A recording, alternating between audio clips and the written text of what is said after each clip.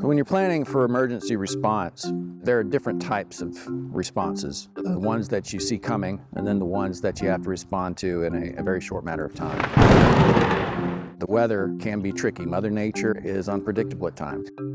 Hurricane season is one of those things where we can see a storm coming and we can prepare for it.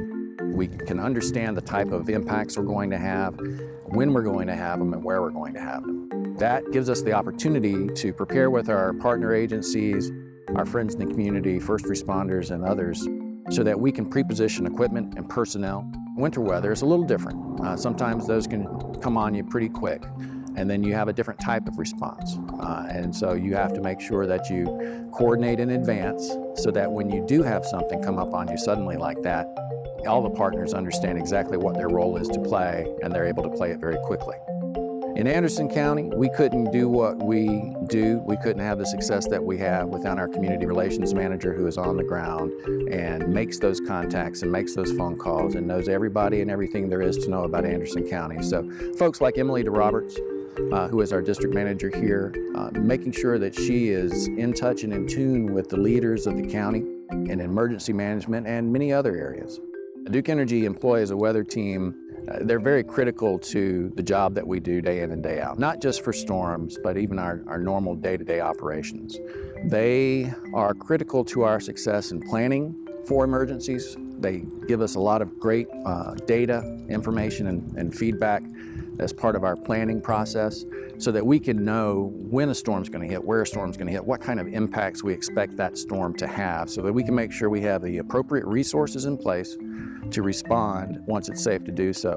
But that also gives us an opportunity to share that information with our partners at the city, county, and state level so that we're all on the same sheet of music, we're all moving in the same direction. The Anderson Civic Center is critical to those responses as well. Over the years, we've been able to stage hundreds of personnel and trucks and other resources here so that they're ready to respond to a storm once it passes or for a longer-term recovery effort once we've had a storm in this area.